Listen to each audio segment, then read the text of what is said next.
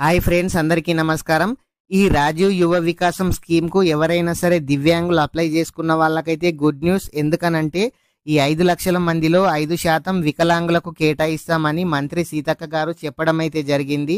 అంటే ప్రతి ఒక్కరు కూడా దివ్యాంగులు అంటే సదరం సర్టిఫికేట్ తోని ఎవరైతే ఈ రాజీవ్ యువ వికాసం స్కీమ్ విత్ బ్యాంక్ లింకేజ్ కానీ వితౌట్ బ్యాంక్ లింకేజ్ కానీ మీరు ఏ స్కీమ్కి అయితే అప్లై చేసుకున్నా దీంట్లో 5% అయితే మీకు వచ్చే అవకాశం అయితే ఉంది. అంటే 100 మందిలో 5గురికి దివ్యాంగులకు ఇస్తామని ప్రభుత్వం అయితే చెప్తున్నారు.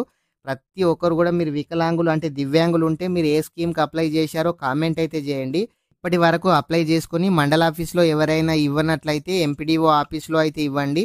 ఇంకా ఛాన్స్ అయితే ఉంది.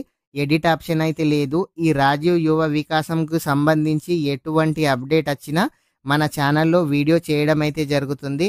ప్రతి ఒక్కరు కూడా వీడియోని అయితే లైక్ చేయండి. అదేవిధంగా మీరు మొదటిసారిగా మన ఛానల్ చూస్తున్నట్లయితే మీరు ఎక్కడి నుంచి చూస్తున్నారో కామెంట్ అయితే చేయండి. అదేవిధంగా మన ఛానల్ని సబ్స్క్రైబ్ చేసి మీ ఫ్రెండ్స్ అండ్ ఫ్యామిలీ మెంబర్కి వీడియో షేర్ చేయండి. Thank you friends.